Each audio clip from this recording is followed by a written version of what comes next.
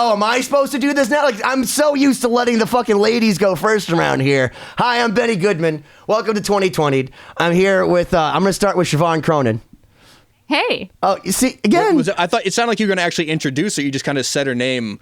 I know, it went by way too fast for me to process. It's a lot safer that way, Siobhán. And we're also here with our dear friend Cory Peza. Yeah, that's me. and welcome back. This is the part 2 of our discussion with Adam Gilbert of Starset on 2020. This was a few days after I think we did the first one, so we'll probably there's some references between the first one, so make sure you go back and watch that. Well, yeah, and the fact that Adam like totally loves us a whole lot more in this one. Like, I mean, he obviously already loves Siobhán, but like the first one, I'm amazed he wasn't scared off by it. He was sniffing at us, and like what's the? And then he's like, oh, you are one of those fucking weird people. That's just the way you are. Listen, it takes everyone a little bit of time to warm up, and in 2020, we like to just jump right in. Just jump right into the deep end. I want everyone to love me. Yeah, well. Why are people so mean? They're like telling me to stop cutting people off and shit as if I'm not aware. Like, listen, I have a problem. You're an acquired taste. A long acquisition of acquired taste. I'm like Dave Mustaine in Megadeth. You know what I mean? Like, or like Rush. You know, Rush is a great band, but why does Geddy Lee sing? I don't know.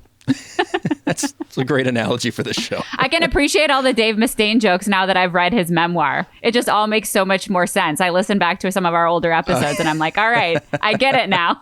Like, I mean, like, honestly, like Dave Mustaine could have had anyone else. Like, he would have been so much better just producing a band, yelling at all of them. You know what I mean? But like, instead, he's like, you know what?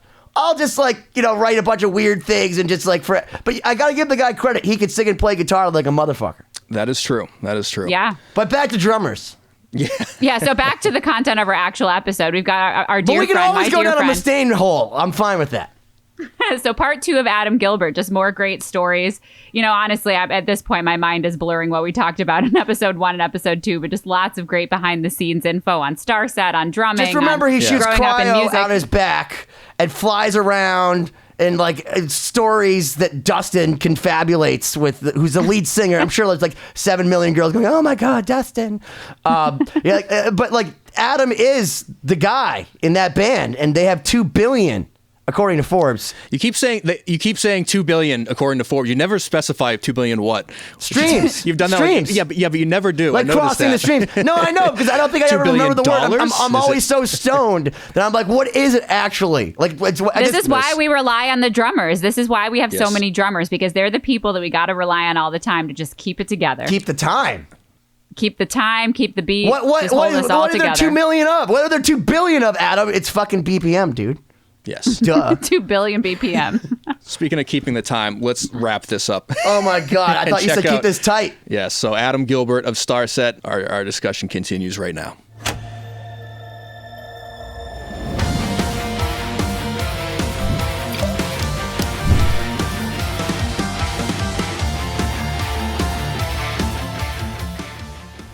Do we have any sound from him? Oh, no, we don't hear you. Are you on? Make sure your audio. I'm just kidding. Oh my God. You're so good at that. I wouldn't even know. We just got 2020 before the episode even started. What a good intro. All right. Ladies and gentlemen, my name is Benny Goodman, and I am here on 2020, a show about what happens to you when the rest of the world is going through a pandemic. And by the rest of the world, I mean everybody else in the outside world. My name is Benny Goodman. This is Cory Peza wearing the Pro France sweatshirt. Mercy for wearing it. We have Siobhán Cronin. and then of course, Merci. Of course, I'm so excited. We have a real life guest. We have the wonderful, unbelievably incredible, knows his paradiddles like anybody's business, Mr. Adam Gilbert, Mr. Drumabuse.com, Mr. Adam Gilbert. Woo! Guys, how's it going? Thanks for having me on here. This is awesome. Good to have you back, say man. that last time. We now have Adam in 2 different locations because you were in Columbus and now are you in Charlotte now? Yes. Okay. Charlotte. See. So we're going to get Adam's other side of his personality now that he's in a different geographic region. So the closer you are to Larry Johnson, the more different Adam gets. Only Charlotte people should know that. Every single person that's from Charlotte, North Carolina should know who Larry Johnson is. Yeah, I'm not from Charlotte, so I actually don't know who that is either. So, I don't think I know who that is. Thank you, Siobhán, for not making me the only girl on the stage. Because I know who. What? No, I'm saying I don't think I know who that is. Oh, you don't? No one knows what you're talking about. Do you know who Larry Johnson is? I was like Magic, the basketball player. Cory? No, that's No. not Larry Johnson. No, the We're- basketball all of us player. are confused. He's a basketball player. He is. Yeah, he is a basketball player, but like from, I guess maybe I'm so old, but like if you had like the basketball, what's the team from Charlotte? The Okay, Hornets? wait. How can you be it the schooling us on Hornets? sports, but Is you it the don't know the name Hornets? of the team? I don't know. I don't follow No one sports. knows what you're talking about. All I know is that when I was a child, it was so big that everyone had a Charlotte Hornets because of Larry Johnson.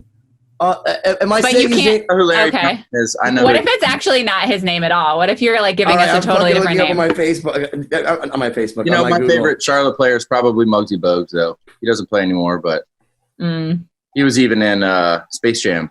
Oh, yeah. Oh yeah, Legend. That's an no, oldie no, but goodie. I'm not crazy. Yeah, he totally Larry Siobhán, Johnson. what are you cracking there? Nuh-uh. It's basically you have you have White Claw. I've been just buying whatever Costco has. Which, by the way, if you want to sponsor us, literally The Costco Claw. no. They had Trulies, so I've been drinking Trulies. But then I went back and they don't have. I don't think they have Trulies now. They have these, which I've never seen before. But whoever you are, they're pretty delicious. So we're in the market for sponsors. Yes, I dig. I say let's get press. Thank you. No, Brought to you yes. by Press. Siobhán, I mean, pomegranate ginger is the flavor. I think it's pretty tasty. Siobhán, remember we would always do the cider tours and try to find all the different ciders and Oh, all the yeah. different stuff. We should just do a hard seltzer tour. We should. Because, We should. Yeah, we all love that stuff apparently. But hold on, Okay. Siobhán, because you're so good at this and you know Adam way better than us. Let's preface Adam. If people didn't watch the other episode, which makes them first off assholes. I don't even know what you're gonna say. But can we explain why Adam's so awesome? Because first off, can we say how amazing it is? So Adam plays in Starset, but that band Starset just hit 2 billion. That's right, Yeah. 2 billion with a B. Crazy. Fucking streams. How ridiculous is that, ladies and gentlemen? Adam, when you read that, what went through your head?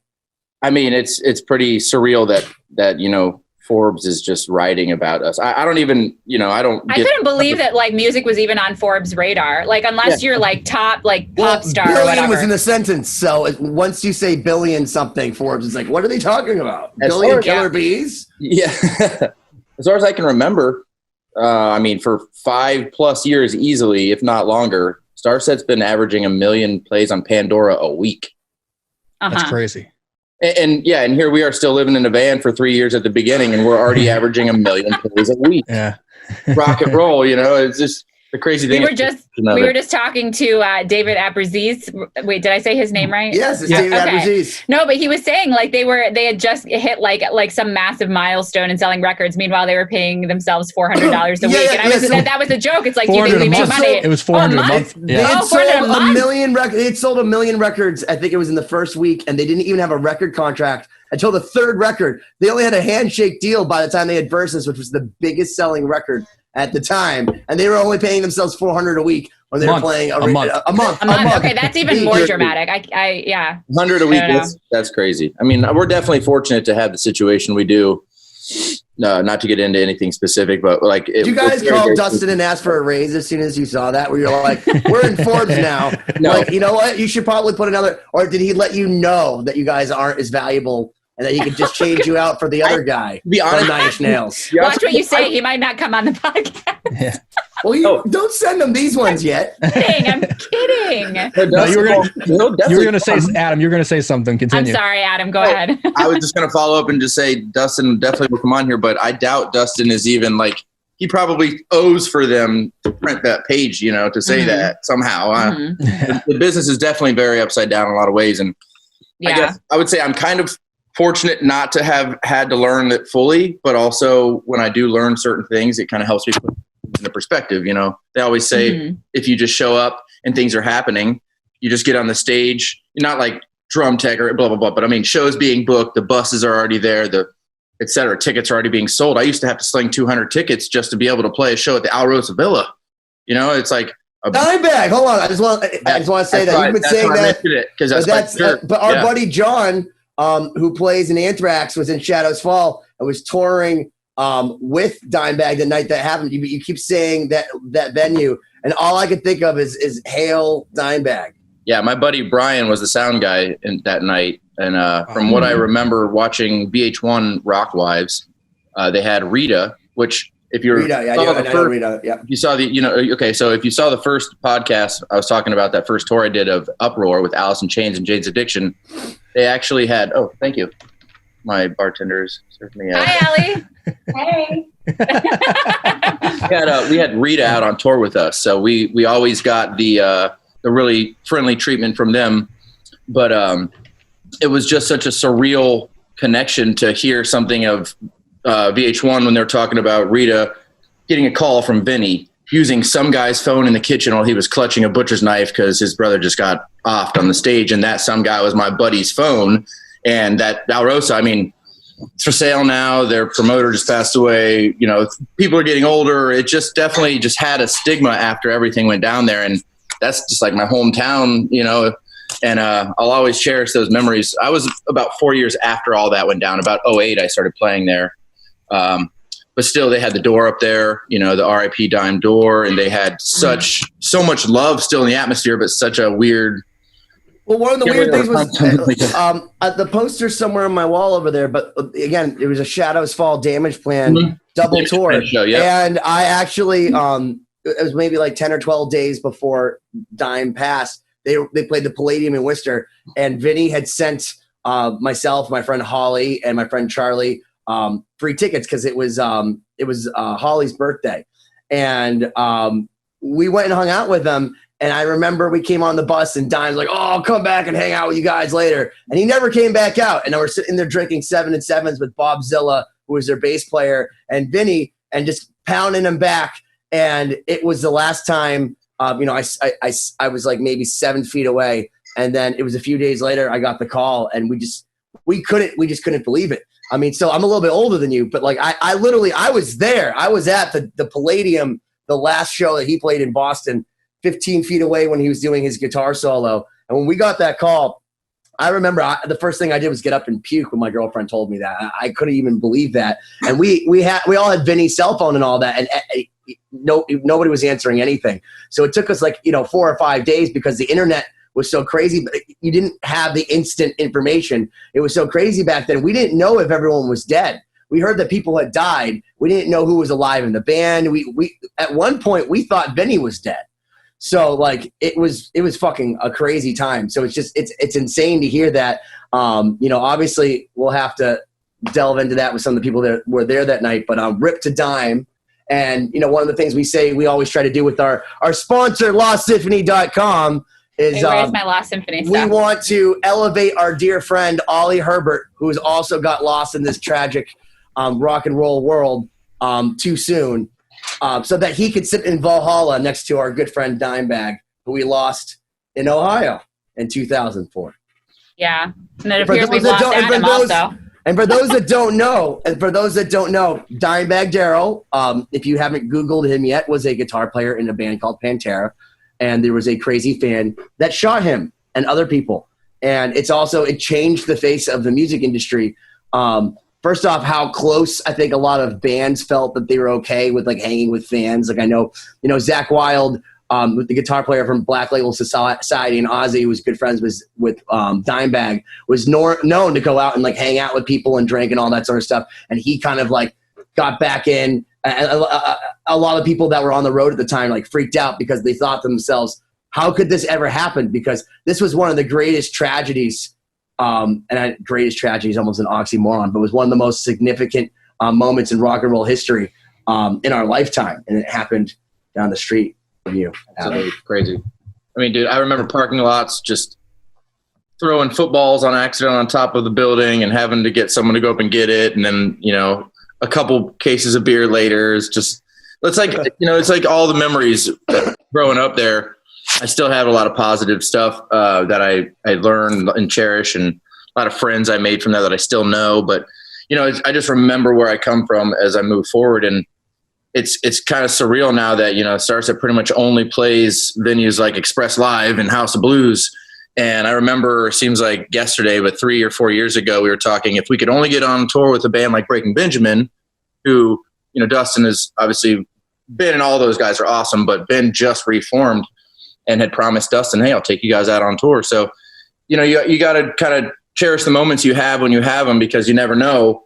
And the bigger you get, we have a lot of people who love us a lot, and we cherish friends, and we want to make people feel welcome and stuff. But we just don't want people to ever feel like there's not a way to talk about their feelings and emotions. And we're definitely an open band where we say we're nerds, but also we have huge hearts, and we're very kind souls. But, come and talk to us if you ever have anything that you want to talk about. And if you ever even want to talk about things like Dime and history, and, we want to remember history in the right way.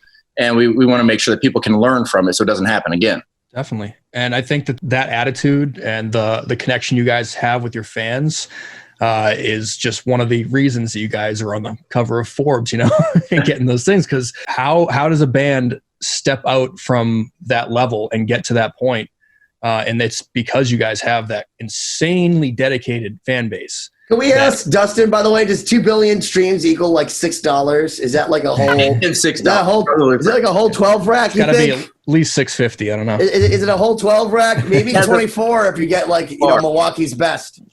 Bar tab or there are like so many levels. Sorry, I lost internet for a second, by the way. But yeah, there's so many levels of like people that take their slice off the top that I didn't even know about, and I still don't even know about. But it's incredible, like how little at the end I think actually does end up in the hands of the artist. I wouldn't be surprised if it's way less than what people think. Yeah, the business side of this industry is like the shadowy figure that most people don't think about. But it's pretty intense. And then you see, how many people are involved in everything from the touring to the the label to the management, and it's just like everyone's just like, give me. Right. Well, you got to create that demand all the time. And when we started out in this band, it was just, heck yeah, we'll do whatever it takes. Oh, we got a cool van to sleep in. We can at least go to like Planet Fitness. Sure. That was our life. The first tour after we were gone for 4 months straight, I went home. It was in July of 14.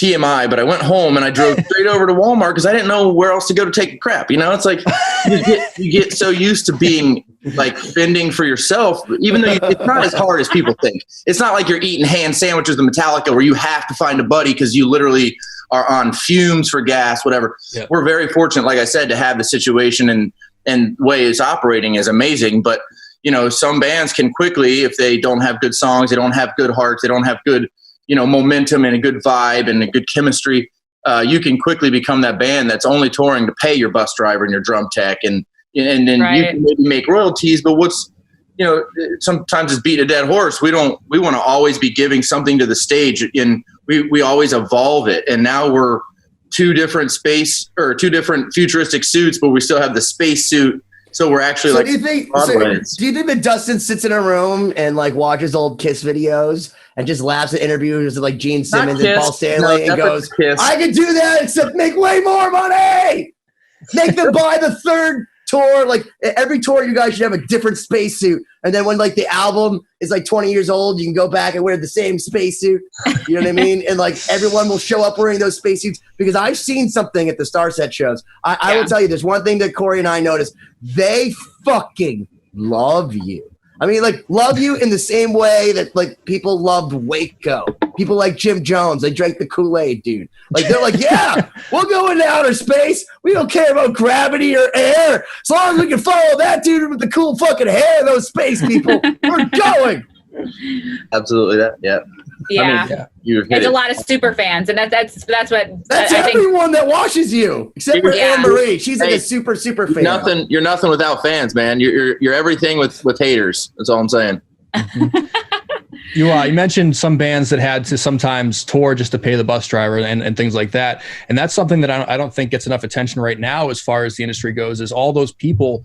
It's not just the bands; it's the stage crew, the lighting designers, the venue staff. There's a lot of people right now that are tangentially related to all these artists that, like, what the hell do you do? Like, musicians kind of get a lot more sympathy right now, I think. Not just because it's very obvious that your favorite band isn't on stage and doing things. And it's like, well, yeah, it's tough. But then there's all these people that are part of that are also going through the same thing. I think that I hope that there's some way of taking care of them other than our handouts, our PUA. You know what I mean? Yeah, I mean, that's a good point. If you're like a lighting designer or you do live mixing, I mean, unless that's transferable to some recording technology, which for lighting it, I mean, unless you're doing videos, I don't know. I don't know what you would do. I was just talking to Jason Costa from All That Remains, the drummer, and he's coming on shortly. And he was like, dude, I got home and then like I got this check for like thousands of dollars for not touring. He was like, it was fucking great. I'm like, right, so no sympathy for Jason then. No sympathy. He was like surprised. He's like, wow, like this is what a weird world this is in, but like I can make money to like not tour. Like, dude, come on. Dangerous, yeah. Well, I still haven't gotten through to the Michigan unemployment office, so I'm making zero money right now. You're not a real person? I don't know. They still that I think they've just like blocked my phone number at this point. Maybe they think you're a French import since you wear stuff in other languages. I mean, probably. Knowing my mom, she probably messed something up. She like gave me a British passport instead of a US one. I don't know. You're probably born in like Zanzibar. She didn't fucking tell you. Maybe I was adopted. There are a lot of things that could be up in the air at this point.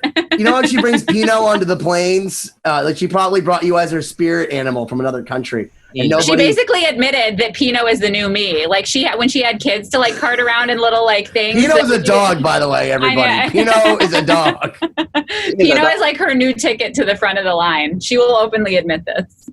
Your mom has no fear, dude. When I first met Pinot, he was in his little carrier, and his head always popped out of it on the side. And I imagine this little tiny, maybe like 6 to 8 inch long dog.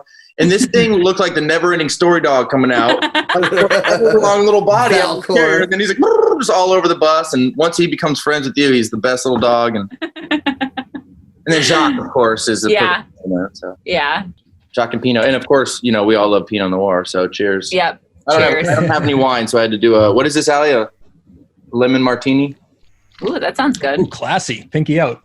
Oh, she didn't sugar rim it for me, though. What the heck is this? Why would you ever give me an... No, thank you. This is... Cheers. Cheers to you, man. So can I ask you guys what's up next for Lost Symphony? What are you guys doing with... you have any more material you're trying to put down? Any more videos you're trying to make? Or Yeah, so we just finished production and mixing and mastering on Chapter 2. So we're just getting the ball rolling there. We got lots of material to put together to promote that. Which will be coming out shortly. Which, by the way, for those that don't know, Chapter 2 features some of the last work of our good friend Ollie Herbert. We have Jason Costa on it, who's an incredible fucking drummer. We have David Abraziz from Pearl Jam and Guns N' Roses plays on this. Rusty Cooley, who's arguably one of the fastest guitar players in existence. Joey Concepcion. We got John Dene from Anthrax and Shadows Fall, who was there the night Dime was taken from us. He was fucking there. So I'm telling you, we got to get him on here to ask him about that. I'm sure he's totally like PTSD. But we have so many incredible people on Chapter 2. It's being announced, actually including a song which was aptly titled The World Is Over, featuring Jeff Loomis and Marty Friedman on the same song as Kelly and Siobhán. And they all kind of have at it. And if you like guitar and shred virtuoso music, where some things, are a little bit more tasteful, like that's more of like we just want to go to the titty bar and get as much titty as possible. Like there's no plot to this movie. That's where you come in for like the Garden of Earthly Delights and The World Is Over. In the sense, we love the songs and they're very well written in my opinion because I wrote them. Obviously, I think they're great. But where Lost Symphony is evolving, this is where we turn it up to 11, like like Spinal Tap style. Tap, yeah. Where they say, what's one more? Well, Rusty Cooley is one more. 11. Marty Friedman and Jeff Loomis both going at it at the same time. Marty Friedman alone is already 11. I literally remember actually messaging Siobhán and saying, "Is this too much?" For the first time, because I really almost never say something's too much, if you know me. But I asked her, was this too much? And you know what? She was a good friend, and she said no. I don't know if she agrees for real, but that's where we're at. I think everything is too much, but that's part of the aesthetic, is that it's always a little too much, and it's great. I would definitely let me know. Now, are you guys going to be creating any new material like from the ground up? We're in the process of finishing a last tune with Marty Friedman, and I don't want to jinx it by saying that it features my favorite man crush in the world that I secretly love, that I'm just praying doesn't leave me like everyone does. But we're working on one more song that's going to feature some incredible players for our third chapter, which comes after the one that we're just announcing, which is going to be a tribute to our friend Ollie, who brought Siobhán to me and me to Siobhán, and really helped create what is now Lost Symphony. So we'll have to see if there's a chapter 4. Yeah. I have a feeling it can't end with chapter 3. It could be chapter There's 11. too much. Yeah. As long as you get there, that's all that matters. And all I know is after chapter 3, I'm gonna need like a 3-month nap, and then we can talk. We need to send Cory to some sort of like retreat far Adam, away. our thing is like keep you on as a permanent character on the show, and that we sell records by making them think we're cool. You know what I mean? So you're actually helping us sell Lost Symphony records right now, because people don't buy records just because. But if they go online and they watch this and they're like, oh, well, that girl's pretty and he talks a lot, but he's funny, and well, that guest was interesting, then like we actually might get like 3 more streams because of this, which is not 2 billion streams, but it's at least like 3.5 more cents in Cory's pocket. Right. That's generous. It's been a consistent, like, fun and exciting process getting these songs together and out, but it's a nonstop system. So whereas a lot of bands do the record then the tour, we're just the record, then the record, then the record, and throughout that entire time we're writing and recording, mixing, mastering. It's all been like this blur. And we're doing that's on top of doing all of our own media, like Cory's having us interview ourselves and do playthroughs and all that. Yeah, we don't have crews to do that, so we do it people think ourselves. it's glorious. It's like I'm sitting there doing selfies of myself. And I finally do a good playthrough, like I think is accurate, and then I'm like, wow, none of that's in focus. Yeah. Second life.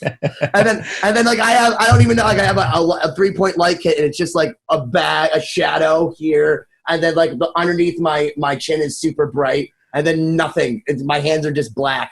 So it's hard to do that stuff by yourself. Like even when I do violin stuff, it's like if Brock or like anybody isn't here, like I'll record stuff and then look at it and my head is cut off. Yeah. And I'm like, wow, that was a waste of energy. That's whenever you have a guy taking video. Have you ever realized that? They'll always cut your head off. I mean, I think Brock's pretty good at that. So I would definitely say it's probably just a... No, he's good if he's around, but if he's gone and I'm trying to do it myself, then it's a nightmare. Let me ask you this. Can I ask an important question? Is Brock better at taking a selfie than you are? No. Probably, but he doesn't take... No. Well, I don't know. No. I feel like he would never take a selfie, but then if he did, it would be Ninja because he's Brock. But see, Brock has his own style of selfies where he has to make some weird face. Like guy selfies, you can't really compare to girl selfies. Because girl selfies are always from like... Right. And if a guy's looking serious, that's when you know he's a predator. If a guy's like, you're like, past that guy. He's way too serious about this. You got to be like Brock, where you know he's a good-hearted person because he's making the goofy face.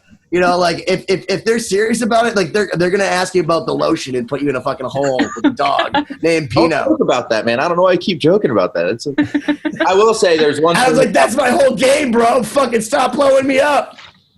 Hey, there's one thing about being on tour, especially post-show signings, which at the end of our shows, typically it's just the Space Guys and Dustin. Mm-hmm. So just and mainly it's because the venue usually wants us to get the hell out, and obviously we want to give as much as we can. So if you buy a CD, you get to do a meet and greet. If you buy a mask or a telescope, you get to do a meet and greet and a photo. And then you get those choice few who, maybe they had a couple Michelob Ultras and or White Claws, and now there's no laws, and they're like, what's that? What's the really delicious thing you're drinking? Right. White Claw. Oh no, that's he's got something else now. But what do you have? Show the crowd. What do we have? What are we sponsored? Wait, are you talking about me or Adam? Yeah, you. Oh, me. What could they be drinking? This is the Press. And the White Claw alternative. They could have been drinking Press. Fuck the White Claw, because you want to know what? None of what he's about to say would have happened if they'd been drinking the delicious drink Press. Go on, Adam. Right, so if you want to sponsor us. Okay, go ahead, Adam. So we need a sponsor, and we will let you into the VIP, just a +1. So people come in and they pay a lot of money sometimes, and then they want to do a selfie, and then they sit there, or they want their friend to take a picture, and now this one selfie or this one picture ends up taking a 5-minute.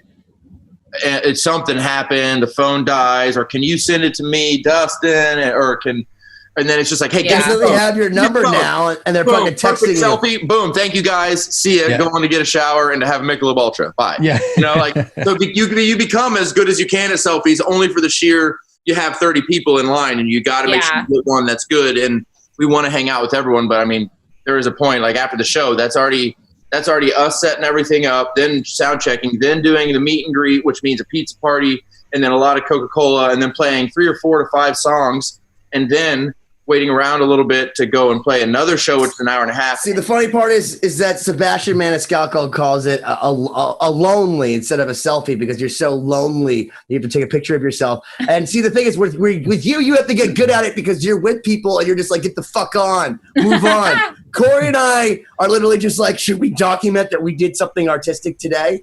Probably. Yes, Oh my gosh, nobody's right. 4 years It's- later on Facebook, it's like a picture of me Have you and ever Cory. Have you ever seen me take a selfie?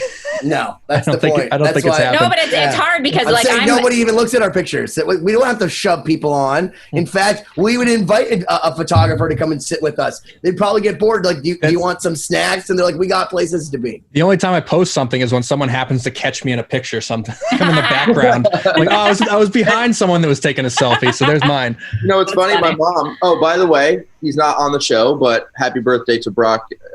Thanks. I'll tell him. He is almost To 30. Brock. He said Yeah. that 24 is doing well by him. Does that mean he's 30? How old is he? Is he He's just 34? he's eternally 24 by his book. But So my yeah, mom. I'll let him tell you how old he is. Yeah, Early I'm not, I don't say numbers. I'm just the youngest. So my mom sent me this picture the other day, and it's Brock, but she took a screenshot, and I'm in the background of Brock's picture. What are you doing? I'm like,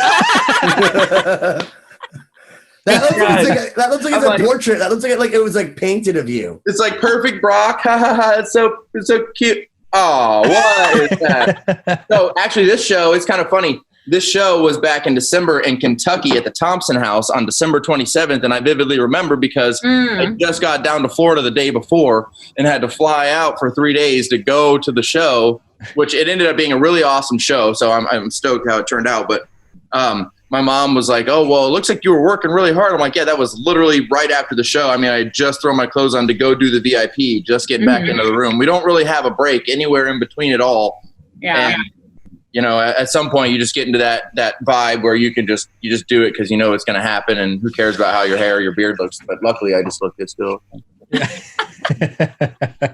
Oh my God. Well, one thing we can talk more about, not to change the subject, but we didn't really get into drum abuse a lot last time. So for anyone that watched the last episode or maybe didn't watch the last episode, yes. So Adam started not really just a line, but more like a community called Drum Abuse. So maybe you can give the I have your listeners. stickers, by the way, on my desk. Yeah, and I have my a sticker bass on my drum. violin case. But no, but I love it didn't because get a it's really sticker. it's got a purpose, you know, because a lot of people, of course, there are plenty of artists that will go out and start a product line, but there isn't necessarily something behind it. And I think this is really unique, you know, because you've got a purpose behind the brand. I appreciate that. Drum abuse has always been something to give just someone a way to have a place to open their mind for a little bit. So you could be having a great day and then someone cuts you off and your road that you drive to every day to and from work, and you're just cruising, listening to your song. And eventually that becomes, your road. And if someone cuts you off and just all of a sudden that ruins your whole day and you can't stop, your whole vibe's ruined. You can't stop worrying about this guy or girl or whoever it was that pulled out in front of you.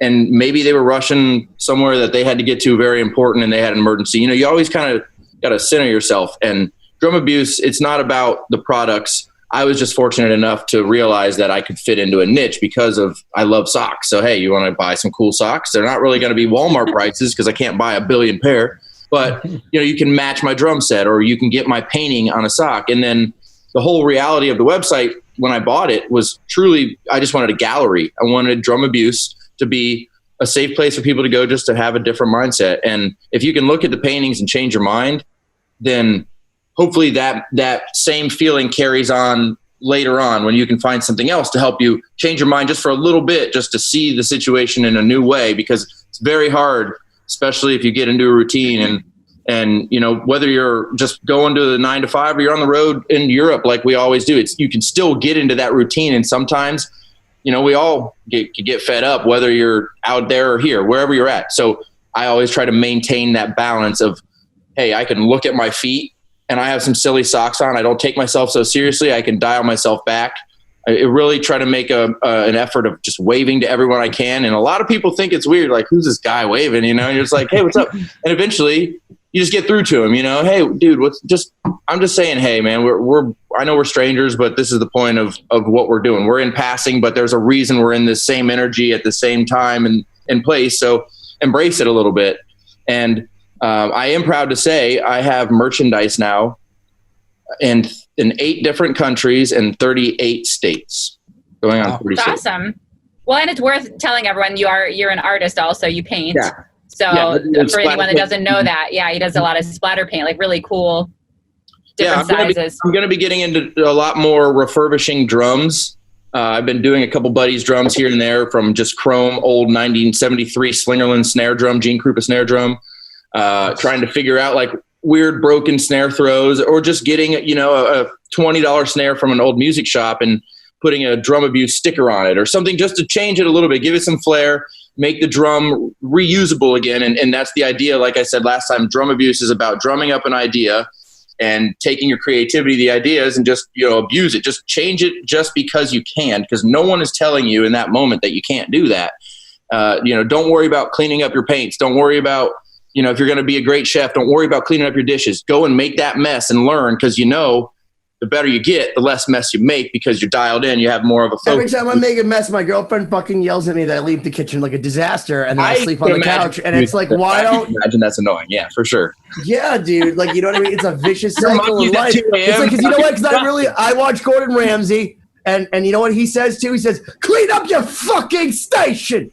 and I think to myself, so do I listen to Adam Gilbert and just, you know, cook without thinking about it and leave all of my stuff around and just make the most delicious meal and then abandon my kitchen for not? Or I don't think the message is to ultimately abandon cleaning up. The point is, don't let that preoccupy you and stop you from doing the thing. No, we were talking about that earlier, you know, that it's important to, like, especially... I'm so glad that you were actually able to reverbalize that, because one of the things that's important about learning is not only listening to what he says, but then resynthesizing what he said in a very valuable way with your own words. That was so politically spun. You're like, resynthesizing is a way of spinning what someone else is saying and making it mean what you want them to mean. Oh my God. Neuro-linguistic programming, everybody. Oh my gosh. No, so I took a class back at Ohio State where I went OH. I know, dang it. Sorry. Even though I kind of live here, There's going to be some people from Ohio like, oh no. So I went to Ohio State and I took this art class my freshman or maybe sophomore year. It was just an intro art class because I had already been getting into more abstract stuff, but I'm not really good at drawing faces or drawing a peach next to a bottle on a table with a candlestick. And I figured, I might as well get this TEC out of the way while I'm waiting to not get into the School of Music, you know, because they messed that up for me too. So I do this first art project, and the rules are black ink on your giant white piece of paper. You know, you get this big you can put pastel ink, whatever. But you get this big pad of paper. They say only ink. Well, I decide to use pink acrylic glue and red ragu sauce as well. I know. I found my buddy was writing songs. I was in his basement. Then I went to his kitchen. I just happened to find these materials. So I splattered this pink glue. I put this ragu sauce. I have this black ink. And the next day in class, they're all hanging across this giant, massive, you know, it's like 50-foot green chalkboard. And mine's right in the middle. I put it there on purpose because I knew that I was not going to get a good grade. But I'm like, you know, this is an art class. How can they really grade me on something like this? And everyone kind of giggled when they got to me because it was evident. I just didn't follow the rules. And the teacher's name was Nicole. I'll never forget it because she always was so critical on me. But she also was like, I do like it, but I can't give you a good grade. So you're going to get a C. You're getting a 79.9. Like, all right, whatever, Nicole, it's fine. Well, the next quarter, I rolled all my paintings up and threw them under my bed. I get a call, and I swear I should try to document this, but I get a call from the Museum of Arts is doing an exhibit, and they want me to put that piece in the exhibit for the student art section. I'm like, C's get degrees, you know? You don't have to try. And that was so funny to me that they wanted it. They had it for 3 or 4 months. I took it back, and now I can't find it anymore. Can I ask you something, being an artist? Because I almost went into art, you know, because I'm obviously so talented, like, you know, like Siobhán, where if you talk to me, you can find out the other 75 things I'm awesome at. You're hard. But so listen, I always thought that people like Jackson Pollock, and for our listeners, Jack the Dripper, was basically someone who was too lazy to learn how to paint and basically just fucking took like ketchup and shit and just went like crazy. But then when I went to an art school and I said that to them, they said, you don't know art.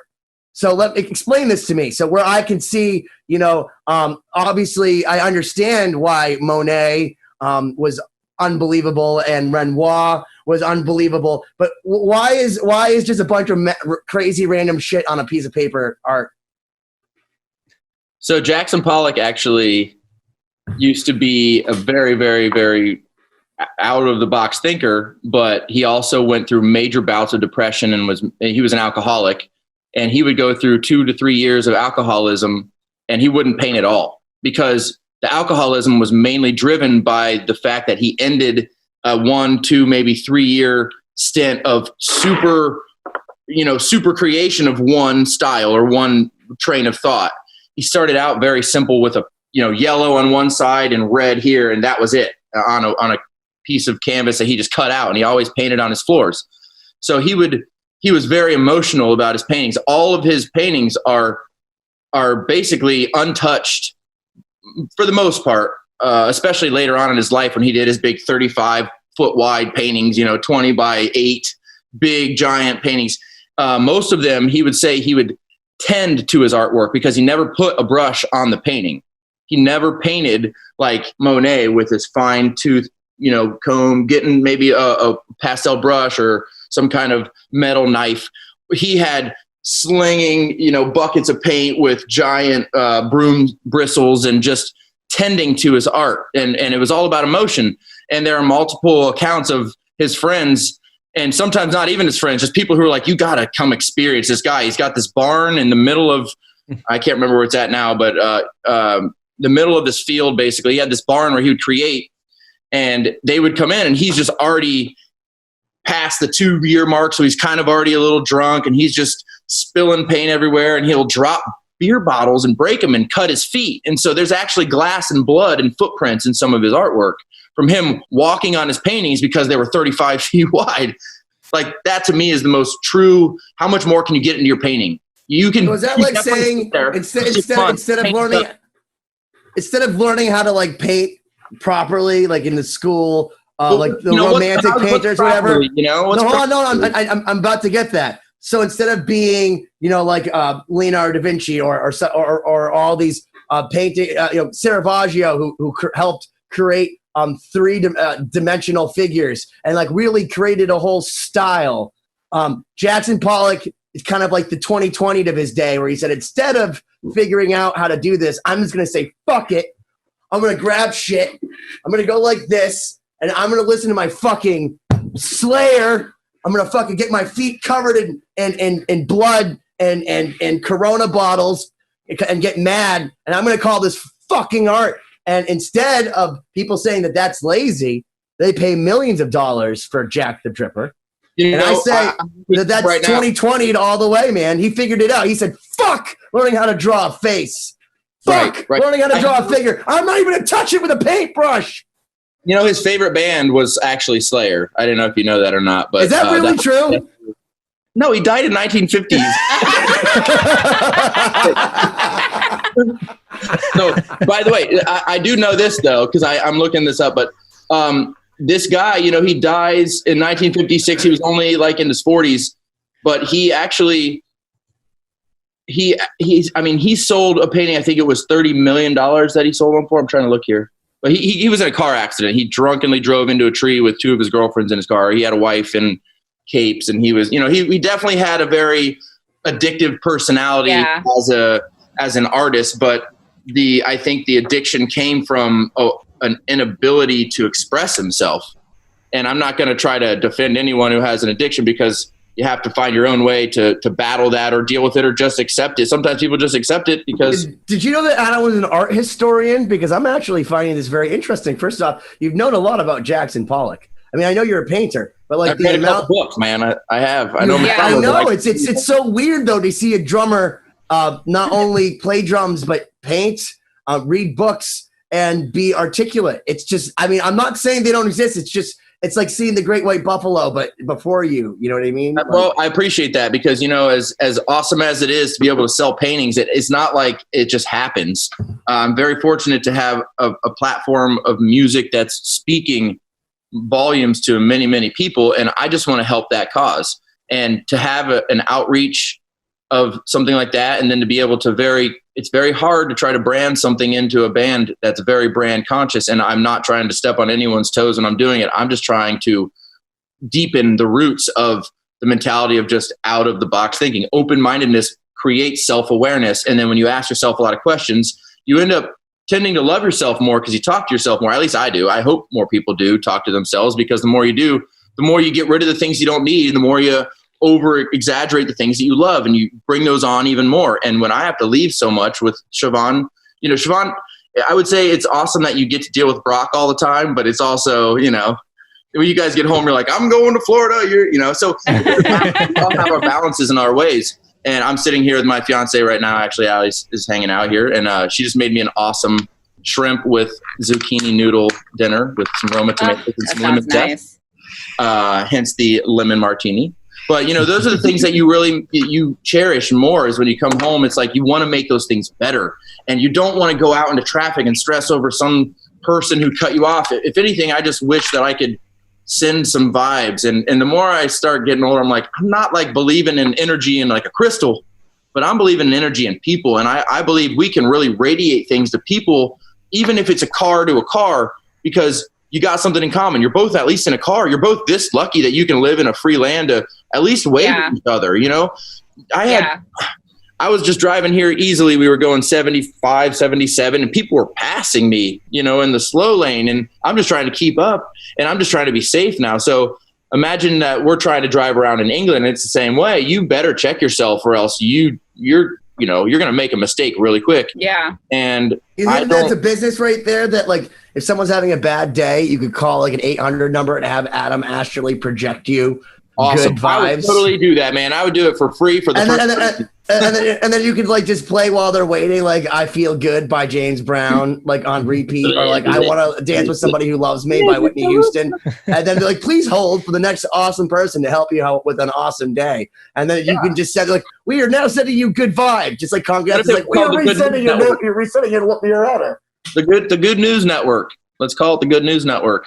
Well, I think this is really important because like you said, I mean, we as artists, no matter how many people follow us or are interested in us, there are people out there that take us as some level of authority, and they look to what we do. And I think we have the option to either take that platform and help people reframe their minds to have a more positive outlook on life, or we can do the opposite, And so, yeah, you're right. I mean, every day we have all these different choices, and I think it's amazing what you're doing, that you're creating some sort of space where people can go to and they feel like they can have, come out on the other side somewhat better, and even what little things I do to share, I always want to try and change somebody's perspective to flip it in a more positive way. Right. And those things, if we all do that, in whatever capacity, it can make a huge difference.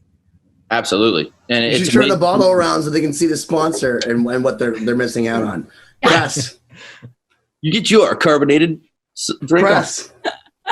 When there isn't any more White Claw, get Press. It's amazing to me, actually, I will say. I mean, we're very, very frugal with our lifestyle choices when we're on the road. We are massively, we're not going to be a different person behind closed doors, but at the same time, I'm not trying to go out to someone in the crowd, because we actually, in the US, we have a lot of people who are parents. They don't have to be 40, 50-year-old. They could be a 25-year-old person who has a 10-year-old or the 8-year-old kid. They bring their kids out to the shows and they're like, hey, I brought my kids tonight. So we want to put on a good role model. We want to make sure people know that we're here for the cause. And even though we can be people, there's eventually 7 years now, that eventually people are going to realize that we are humans, and we have to be able to branch into that. And I think we've done a really good job to evolve it. And if it doesn't say anything, the first 6 months that we toured around and went to radio stations, even Dustin, nobody said their names. Hey, we're Starset, and this is My Demons. That's it. Even the DJs didn't know who we were. We had a DJ in Johnson City, Missouri. I wish we had video, because this place looked like an old switchboard, like operator, I'll pass you through. You're like putting the things up, and he's turning dials, cranking it up, and it's like the needles are twitching, and it's finding I can't. This is awesome. I can never forget this. And he sits down. He's like, "All right, welcome to 107.9 The Buzz. We're here in Johnson City with a band. What's your guys' name?" We're like, "We're Starset." All right, well, this is Dave at 107.9 The Buzz, and here's a band called Starset playing a song. All right, 1, 2, we're like, what? You don't even know, like, he doesn't even care. We're just there. You got a show at this little place next door that has no air conditioning and people can smoke inside, and kids are walking around the streets with chains. I mean, like, it was a really weird environment, but without those experiences, I would not be the same person I am. And I totally cherish those moments because I want to see those places.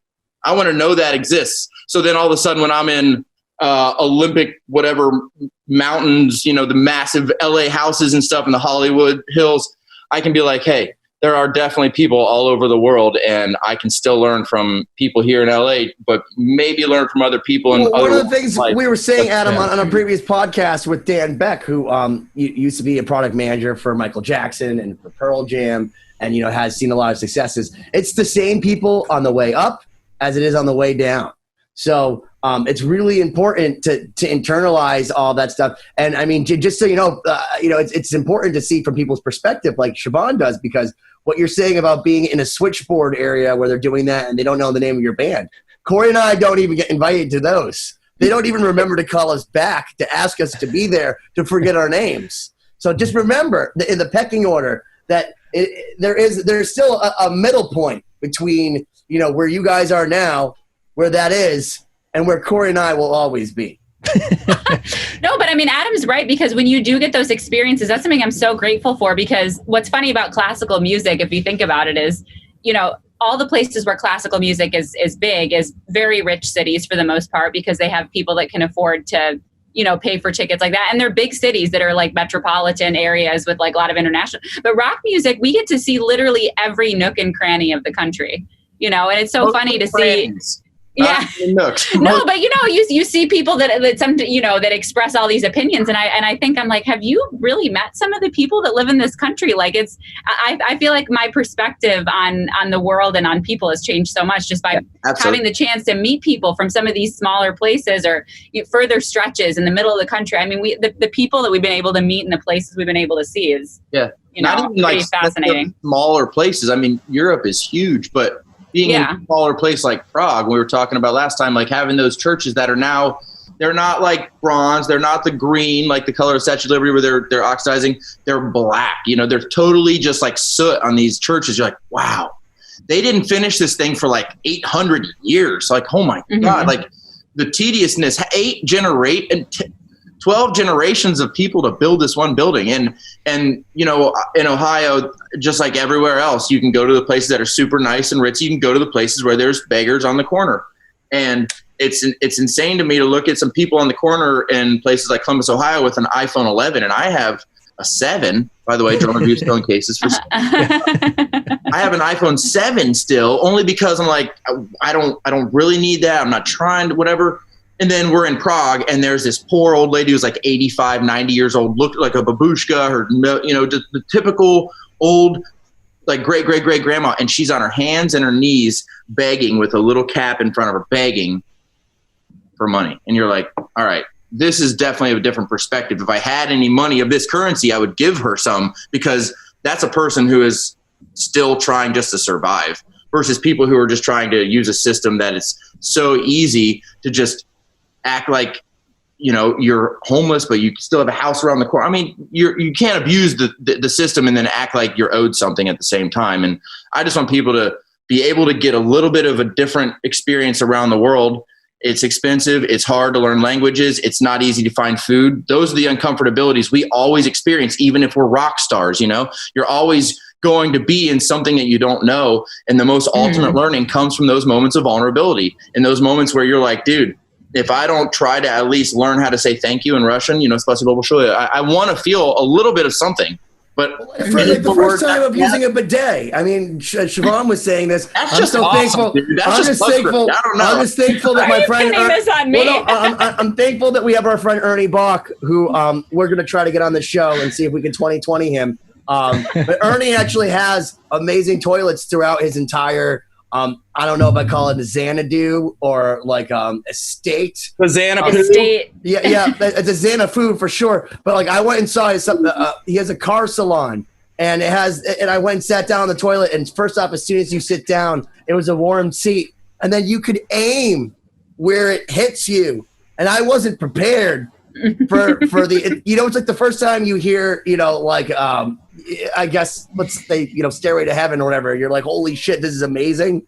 Like, I had no idea that it could aim and that it had different pulsating methods and all that. And I just you had gotta a good say, time, though. I just gotta say, Siobhán, that happened again recently. And I got to tell you that really brought me back to what you were saying. First off, one, that we have to have Ernie on. So, like, as my asshole's being massaged by warm water, I was thinking to myself, we got to talk about this. And two, but you mentioned how Japan's so ahead of us. And that they, of course, would look have. up by themselves, bro. You hit a button and they come up. And they come No, it up. doesn't even hit. You walk into the room at Ernie's house and it does that. Just so you know. It's automatic. I don't know where I was going with that other than bidets. No one are knows awesome. where you're going, dude. That was very We have contagious. no Bidets are idea. Well, that Anyways. derailed whatever we were talking about, but So- I don't know. Talking about peaceful longevity and just connectiveness and life. Let's bring it back to the positive vibes. No, we're coming into the home stretch here. But so as far as the drum, we could go, a few minutes long because you know what they said to us at the corporate venues that runs our. Well, first off, we're being supported by LostSymphony.com, Lost Symphony, and they said to keep Chapter this at 60 minutes. But one of the things I want to tell people is that we don't play by anyone's rules, not even our own. So yeah, we're like people that paint things in color and they should be black and white. So if Adam wants to jack the dripper it a little bit with us and go 7 minutes over, we're not going to tell him to not talk about drumabuse.com, who is also a sponsor, because the fact that Adam is even here makes him a sponsor because he's sponsoring our show. So go to drumabuse.com. I'm trying to get my sponsorship. There you go. I wrote it out backwards and I totally. I was like, it's an M. And no, it's totally an M. It just looks like an N. I just want you guys to see that. See, look, this is Very nice. doing that because look, drum abuse. See, I tried to write it backwards. Anyways, close enough. Yeah, I'm over. The Sharpie's just wearing out. I'm just excited that Adam from Starset's writing my band name. backwards. Speaking of which, I'm still owed, and I'm going to let Siobhán know. I want another vinyl of the new record once you guys can all be in a room. That's not that and bad. my Not hoodie bad. shrunk. Do you not remember this? I bought a hoodie. At I know. full I owe you a fucking hoodie. retail, and it shrunk to the point where only like an ant could wear it. Like literally, and I'm a medium. I mean, look at this. I mean, I am not. I am not made for big things, and I can't even represent my Starset fit. I wanted to suck up to Adam. In fact, I want when Dustin comes on to be wearing a Starset shirt. I might actually just draw one on a white shirt, a Sharpie, to let him know. As an act of desperation. Yeah, and then draw like a little planet with a ring around it. Make my own little logo. Sounds good. Go for it. You just can't sell it like on the streets in Milano, Italy.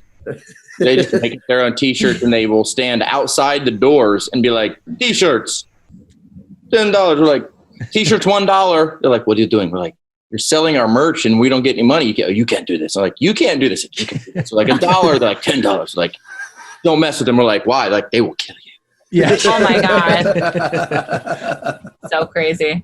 Oh It my actually God. reminds me of one of my favorite stories, though. I got to remind you. So to tell you about bands. So one of my friends is a huge Kiss fan, and his buddy's a huge Kiss fan, and he told me a story about the Psycho Circus tour when that one of his friends ran into Ace Frehley outside one of the venues, and we won't say where exactly because we want to leave this ambiguous.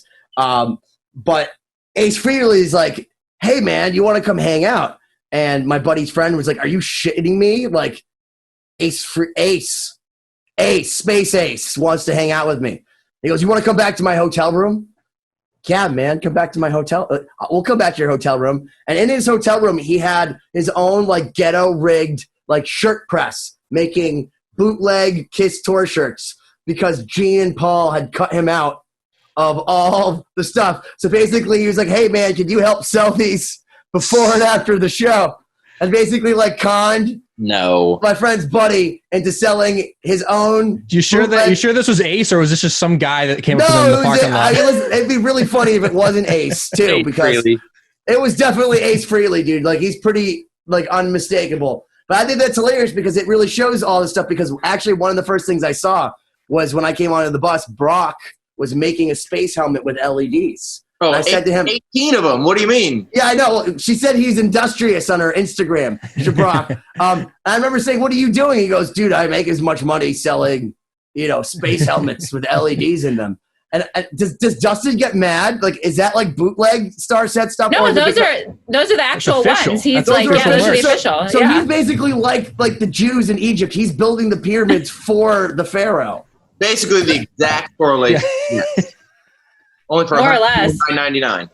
Oh, he loves to complain about it. I'm like, well, either do it or don't do it, but don't complain about it to me. I just remember thinking to myself, like, I'm in the wrong business because, okay, true story, Adam. When we saw you guys in Boston this last time, we're waiting after the show, and I could have sworn that you guys were signing because you were in a smaller venue than you were used to, and there was such a line to your merch table that Cory and I are like, what's going on? Like, are they?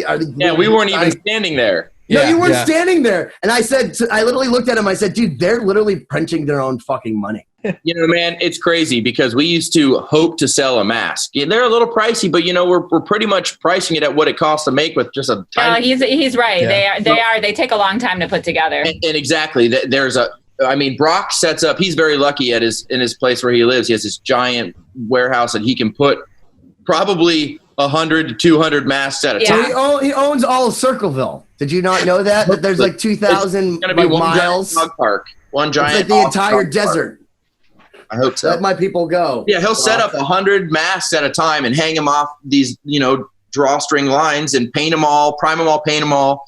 Then you have to grind off certain parts of it. You have to drill holes into it. You have to, you have to put the LEDs in it. You have to actually put this little 4-prong piece that's connecting the line of the LED to this wireless battery pack so you can walk around the room with it, and you got to tape it. Then you got to tape it all in. Then you got to make sure it works. Then you got to sign. You got to print off the official paperwork. Okay, so here's my question: It's crazy. Is there anything that Brock can't do? Grow facial hair. He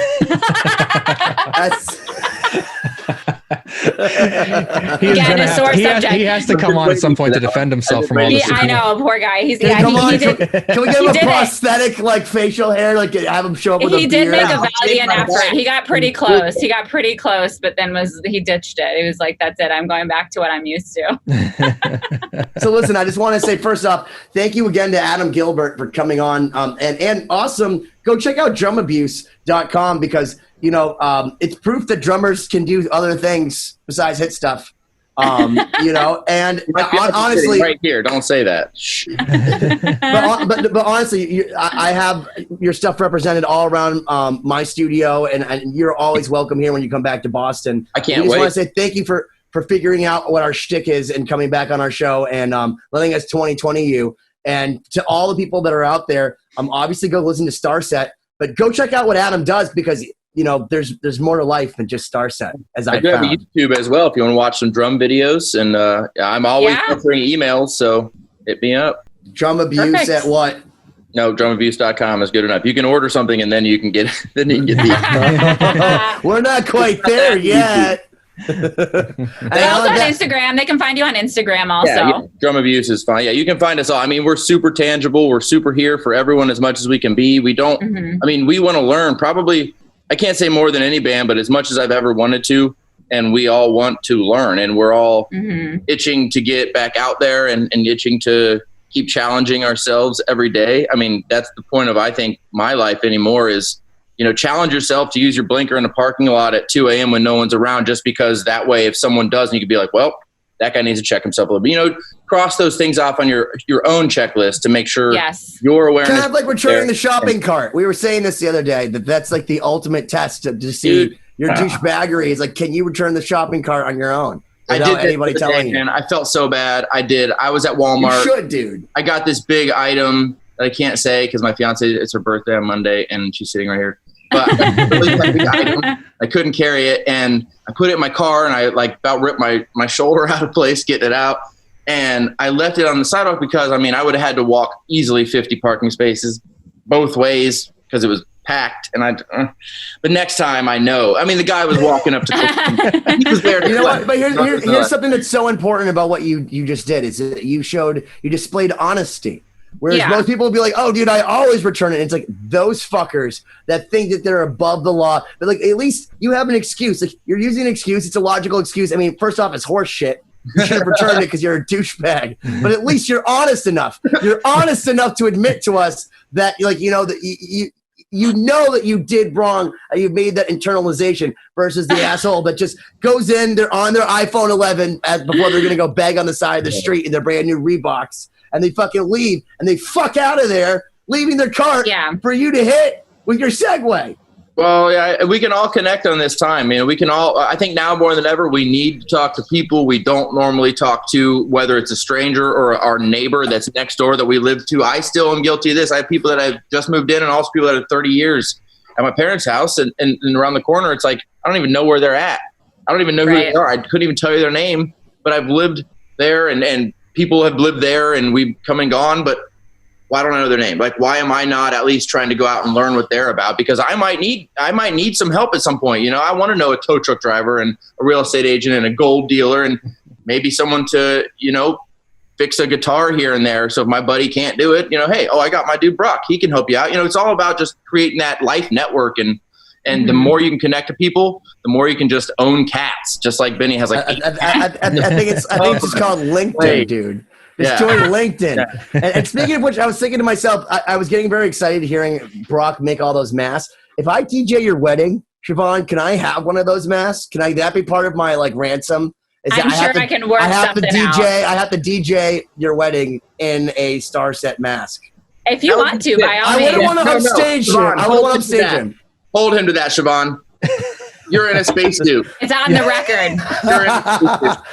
The spacesuit. Oh my God. People that brag, we'll do it all the time. I'm like, dude, I want one other drummer in this world to wear a spacesuit and try to play my drum set. I just want them to see what it's like to do it and then to try to spin a drum. You know, it's dedication, man. And Siobhán, you're dedicated. Cory, you guys, Brenny, you're dedicated. We're all here to try to. I don't know what I'm dedicated to, but I'm dedicated. Yeah. Well, if you're dedicated enough, you're going to wear a spacesuit when you DJ their wedding. I look forward to seeing that. Yeah, I might have to because of the pandemic. If Siobhán doesn't decide to do it at some time in the future. Everyone might have to be wearing one for safety. I was going to say, I'm going to need a hazmat suit to be able to go to your wedding, dude. Maybe I'll just hand them out when people get there. Just be like, here's your outfit for today. Yeah. Yes, just used masks by guest number 1, 2, 4, 5, and you can mail them off. There we go.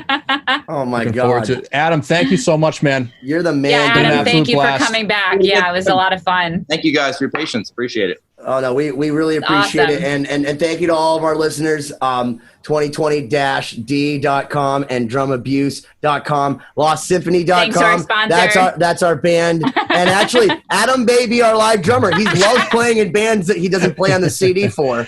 Ask Dustin. You know what I mean? And maybe one day he can actually do his best Paul Lorenzo imitation because Paul doesn't want to do it. I mean, listen, Paul's probably watching this right now going, I don't even want to finish this podcast. Nevertheless, play drums in that band live.